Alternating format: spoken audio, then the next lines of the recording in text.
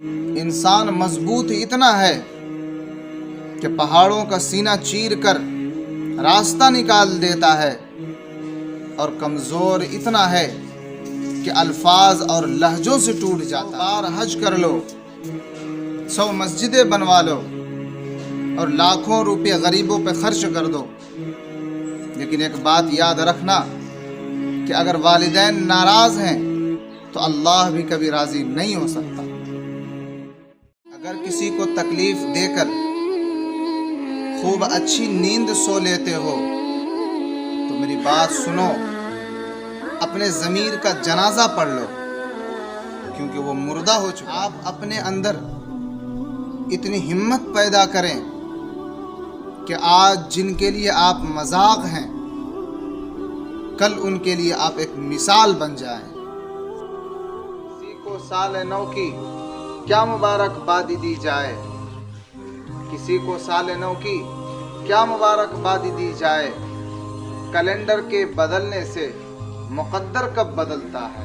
کامیابی کی پہلی سیڑھی کوشش ہے، پھر کوشش سے غلطی، پھر غلطی سے سبق، پھر سبق سے تجربہ، اور تجربے سے کامیابی حاصل ہوتی ہے۔ خود کو بہتر سمجھ لینا یہ ایک ایسی بیماری ہے جو انسان کو کسی قابل نہیں چھوڑتی۔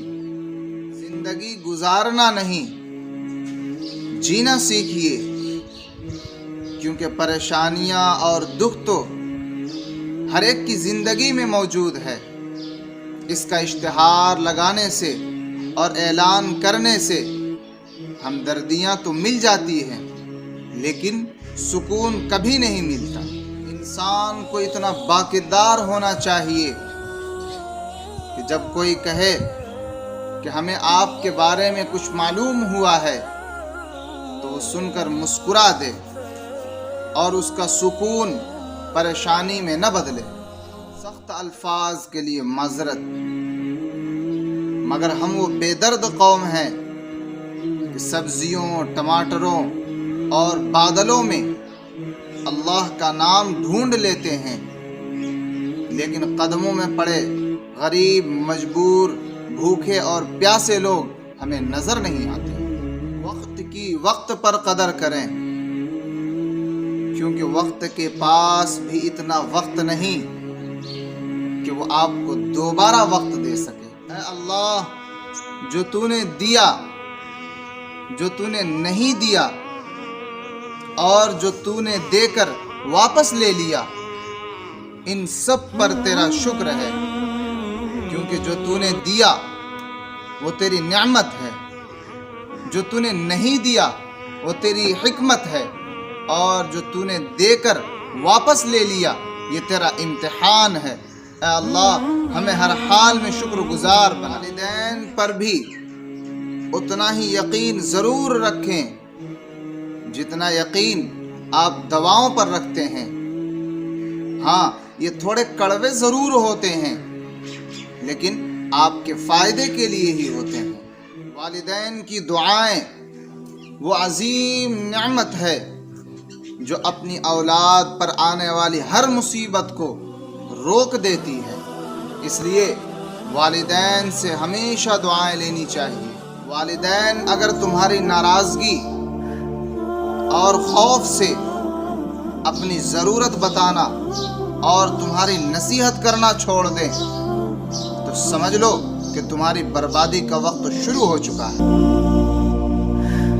برائی کی طرف نفس دوڑ کر جاتا ہے، جبکہ اچھائی کی طرف اسے گھسیٹ کر لانا پڑتا ہے۔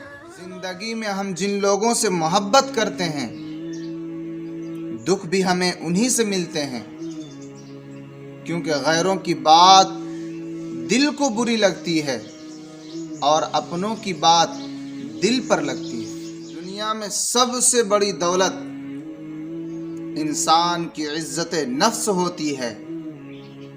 اگر اسے کھو کر قارون کا خزانہ بھی مل رہا ہو تو بھی گھاٹے کا سودا ہے۔ دو طرح سے دیکھنے میں چیز چھوٹی معلوم ہوتی ہے، ایک دور سے اور دوسرا غرور سے۔ خوبصورتی ایک نعمت ہے اور سب سے زیادہ خوبصورت انسان کی زبان ہوتی ہے۔ یہ چاہے تو کسی کا دل توڑ دے اور اگر چاہے تو کسی کا دل جیت لے۔ والدین نے ہمیں بچپن میں شہزادوں کی طرح پالا ہے، لہٰذا ہمارا فرض بنتا ہے کہ ہم بھی انہیں بڑھاپے میں بادشاہوں کی طرح رکھیں۔ گھر کے اندر جی بھر کے رو لینا، لیکن دروازہ ہمیشہ مسکرا کر کھولنا، کیونکہ جب لوگوں کو پتہ چلے گا کہ آپ ٹوٹ چکے ہیں تو لوگ آپ کو لوٹ لیں گے۔ یہی ہے سب سے بڑا روگ کہ کیا کہیں گے لوگ۔ نصیحت کیجئے مگر دل نہ توڑیے، کیونکہ مقصد دستک دینا ہوتا ہے، دروازہ توڑنا نہیں۔ لوگ ساری زندگی کامیابی کو ڈھونڈتے رہ گئے اور مؤذن ساری عمر پکارتا رہ گیا، حی علی الفلاح۔